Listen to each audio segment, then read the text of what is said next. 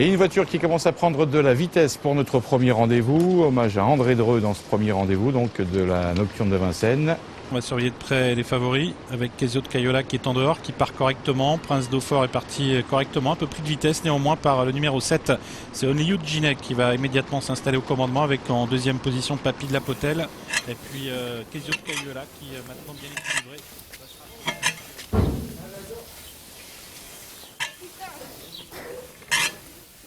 Excuse-moi.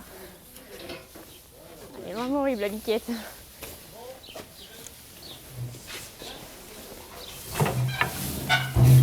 Allez gros, pousse-toi.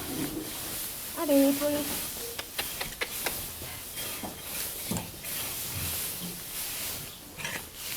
Je m'appelle Valentine Piliert, j'ai 17 ans. J'habite dans l'Oise, à côté de Beauvais. Je suis dans les courses depuis 1 an et demi. Ça fait 1 an et demi que je suis à l'école de Grosbois et je fais un bac en 3 ans.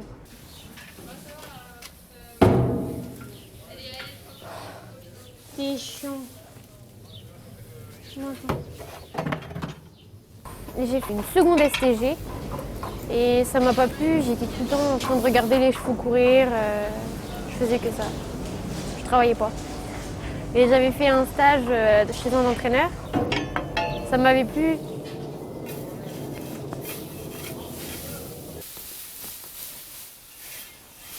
Je faisais du poney club depuis l'âge de 5-6 ans.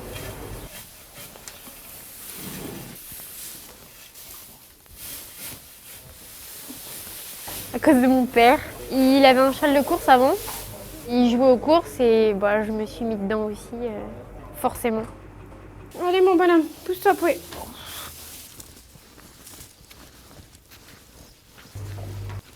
Le matin, on va à l'écurie. Et l'après-midi, on a un peu de cours normal. Et après, on retourne à l'écurie le soir.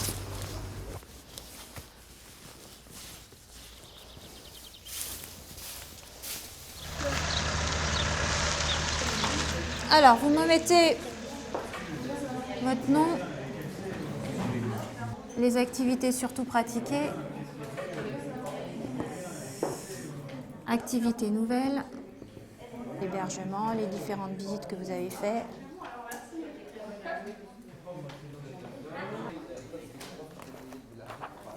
Je les récupérerai après, les carnets de stage. Carnet de liaison, c'est bon ? La formation professionnelle consiste à apprendre tout l'enseignement technique correspondant aux chevaux, connaissance du cheval, la connaissance des entreprises, des cours de comptabilité-gestion, des cours sur la filière cheval et au niveau de la pratique, on apprend le monté et l'attelage jusqu'à la valorisation en course en passant par le débourrage.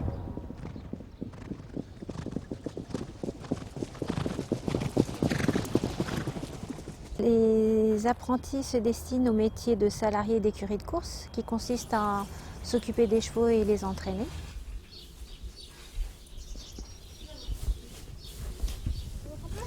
Pour certains, ils pourront participer à des compétitions, mais ce n'est pas la priorité de la formation.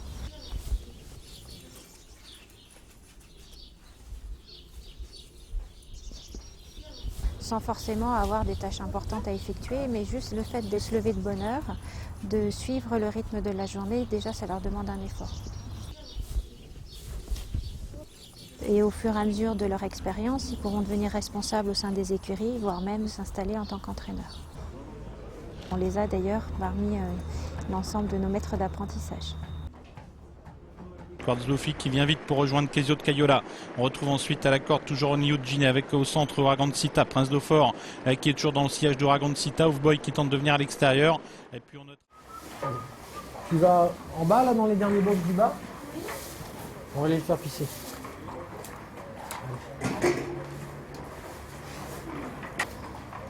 Cette année, Valentine m'a sollicité, j'ai eu une autre fille, Julie, qui m'a sollicité aussi, donc ils sont en apprentissage.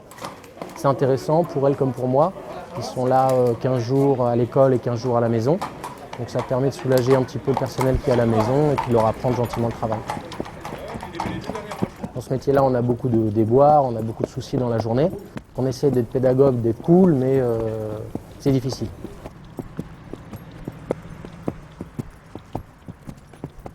Je suis passer par le même style d'apprentissage en alternance 2 fois 2 ans.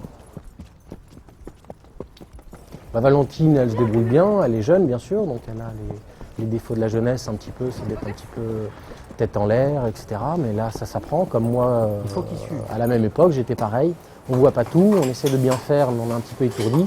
Donc le but du jeu, c'est d'être bien sérieux. C'est un métier, on n'a pas trop le droit de se tromper avec les chevaux. Si on se trompe une fois et qu'on échappe un cheval, la carrière de course peut être terminée. Donc ça a des conséquences financières énormes. Donc il faut être très sérieux et c'est mon rôle de leur apprendre à être sérieux dans ce travail. Très nettement l'avantage qui a course gagnée d'ailleurs, alors qu'Os le Magicien vient en deuxième position. Il y a des bois qui tentent de revenir également avec Papy de la Potelle qui termine vite avec la victoire sans problème pour Kesio de Cayola. Deuxième place pour l'As Os le Magicien, Papy de la Potelle est troisième. Le 12 il y a des bois quatrième.